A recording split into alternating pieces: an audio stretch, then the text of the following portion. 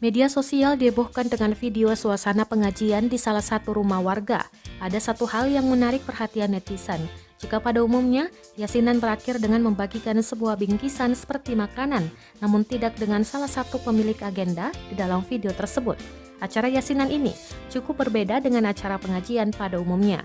Pasalnya, tamu undangan diberi bingkisan galon. Video TikTok itu berasal dari unggahan @barkers. Pemilik acara membagikan air galon pada setiap tamu jemaah pengajian. Bahkan tampak deretan galon air minum merek Cleo berjajar rapi di depan masing-masing tamu. Banyak yang menyebut acara ini sebagai pengajian sultan.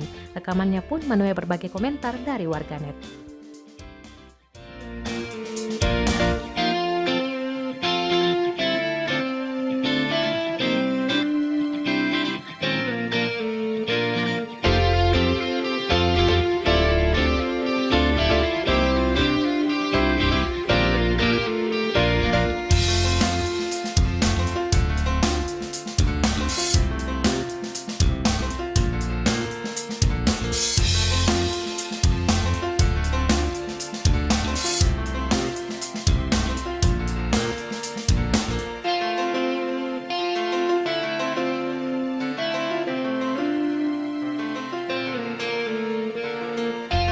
Terima kasih sudah nonton.